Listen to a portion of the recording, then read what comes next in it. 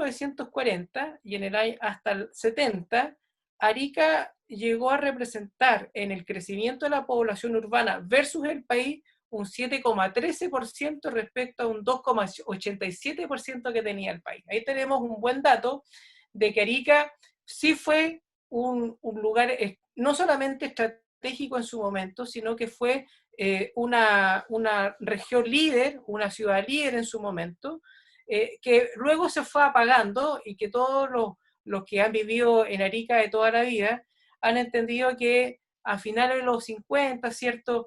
Si bien existieron y surgieron nuevos liderazgos y nuevas instituciones económicas, todas aquellas ayudaron a apoyar esta fuerza expansiva del comercio y el desarrollo industrial.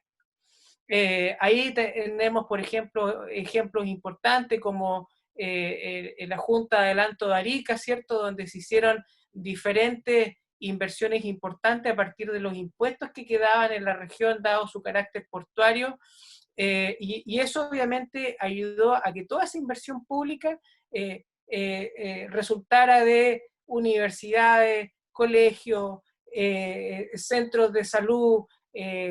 La primera rotonda más grande que tenemos en Chile se construyó acá en Arica en esos tiempos, y por lo tanto hay una serie de elementos del pasado que no pueden estar no indiferentes en esta etapa de reflexionar en su Arica futura. Y bueno, y luego, a partir del año 74 aproximadamente, ¿cierto? Y con las nuevas, obviamente, situaciones o ideas macroeconómicas de esta apertura y de regulación económica que vivió el país, Arica perdió su protagonismo histórico, su protagonismo económico. Las empresas automotrices que habían en ese momento en la ciudad se fueron a otras ciudades, ¿cierto? Situación que explica de alguna forma ese rezago que empezó a tener del año 74 en adelante la ciudad. Y obviamente que tanto la contribución de la construcción de la zona franca de Arica y todas estas condiciones de carácter más bien de tipo limítrofe y sobre todo de estas acentuaciones militares que se dieron en ese momento con Perú y con Bolivia, debilitaron la inversión pública, y eso obviamente generó que su expansión económica retrocediera, y retrocediera a tal manera que desde esa fecha al presente no han habido nuevos liderazgos que reconvocaran una nueva reestructuración empresarial e industrial para la región. Y por lo tanto, desde el 76, con la derogación de la Junta de Adelanto de Arica, desaparece de la escena local una serie de instituciones que estaban encargadas en su momento de fomentar ese desarrollo territorial, que por lo demás se esoteriza a partir de este cambio global de esta economía chilena hacia un entorno abierto y desregulado, ya volcado a lo que es el comercio exterior. Para ir finalizando un poquito, la historia actual, ¿qué nos dice? La historia reciente entre 1990 y el 2018 muestra un rezago importante con el resto del país en diferentes áreas, la mayoría en los indicadores económicos.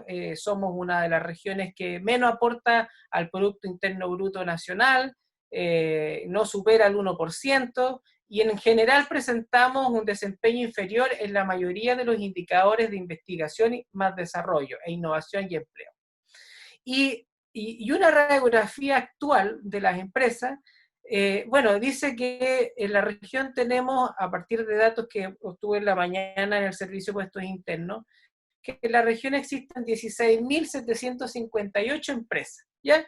Y la mayoría, que son micro y pequeña y mediana, representan el 99% de los establecimientos formales que existen en la región. Así que ese es un dato, 16.758 empresas. ¿Cuál es la situación? Este parque empresarial que tenemos en la región actualmente está dividido en 4 comunas: Arica, Putre, General Lago y Camarones.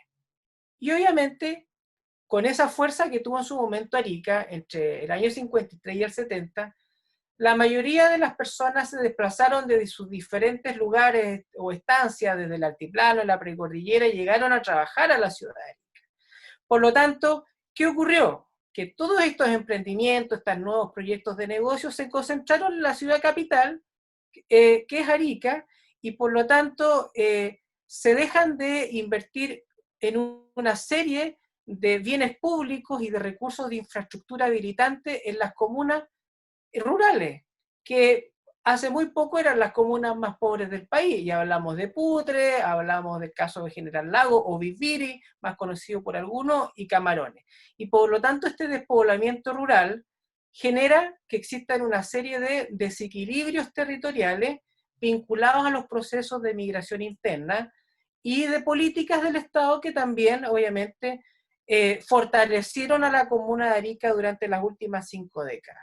Por lo tanto, obviamente entender este escenario territorial, económico, social, cultural, inclusive dado que la población de Arica, el 30% en su mayoría es indígena, también nos indica la forma de cómo ir abordando estas estrategias de transformación digital. O sea, no podemos avanzar si no entendemos bien la profundidad de lo que implicó Arica entre el 53 y el 70 para la nación, lo que se dejó de hacer por Arica entre el 73 hasta el año 90, y de las actuales situaciones que vive la ciudad. Y hay obviamente una sensación de abandono. El otro día, sin querer, me subí en un taxista, en un viaje a Camarones, y yo le preguntaba, que fue una de las pocas personas que llegó a Arica y que trabajó en sus primeros años en Lanchile. Y él utilizó una palabra muy interesante. Él dijo, yo le pregunté, bueno, ¿y qué pasó entre el 53 a la fecha en Arica? ¿Por qué no ha ocurrido más de lo que podría hacerse con toda la inversión pública que llega, etcétera? Entonces, él me habló de un concepto que yo lo tengo anotado inclusive hasta en mi tesis doctoral, y que dice relación a que Arica quedó en el espacio. Por lo tanto, tenemos que hacernos cargo de una región que quedó en una especie de hoyo negro, donde obviamente distintos liderazgos han querido reforzar su continuidad o su transformación industrial o su proceso de transformación empresarial, pero que sin embargo le ha costado muchísimo. Y ese costado muchísimo es una gran interrogante, una gran pregunta. ¿Será basado en las características culturales, en su dimensión socioeconómica, en sus características inclusive transfronterizas, ¿cierto? ¿Cuáles son aquellos elementos que vamos a tener que afrontar en esta primera etapa para transformar? Y dejo esa interrogante para seguir avanzando con, obviamente, esta reflexión en el día de hoy.